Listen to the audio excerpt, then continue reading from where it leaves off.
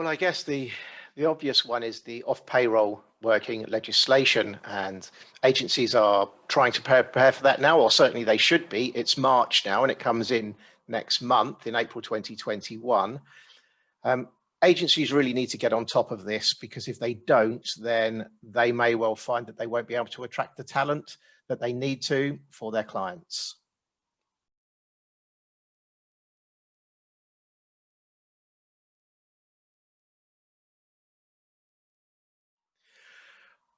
Absolutely. If an agency isn't able to engage properly with the legislation, then they may well find themselves being accused of not giving contractors fair tax treatment, and therefore they're essentially at the back of the queue when it comes to sourcing contractors. So they need to do it properly and seem to be treating contractors fairly. And then on the other hand, they also have the challenge whereby determinations are given to them by end clients, and they also need to make sure that they're comfortable with those determinations, because it will present tax risk for them. So they probably will need to be doing some sort of checking as well.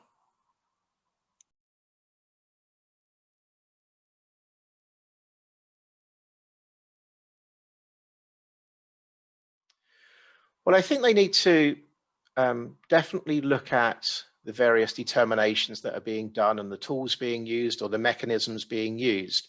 The risks for them come from a couple of directions.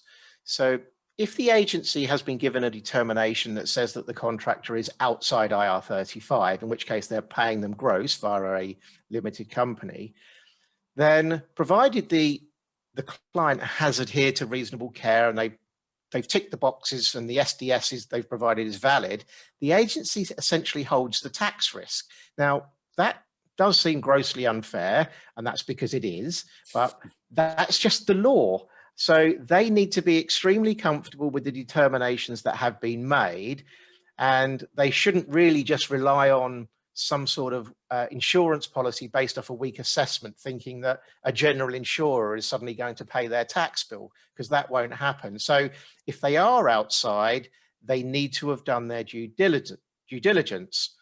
Now, the second prong of that is, if the client says that this contractor is inside IR35, then they need to think how they're going to actually engage them, because they are now responsible for making sure that the tax is being collected correctly in line with the law. And if they accidentally let in an unscrupulous payroll company into the supply chain and that tax is not collected, they will be liable for the tax. And if they don't pay the tax, then the client will be liable for the tax. So there's all this debt transfer risk. So if the client says inside IR35, they probably need to either put them on agency payroll or have a very tight PSL if they are using any third-party suppliers, to make sure that what is supposed to be paid is actually being paid to HMRC. So lots of transparency, audits, warranties, indemnities in contracts, use larger firms rather than smaller ones. Think about the fact that things can't be too good to be true.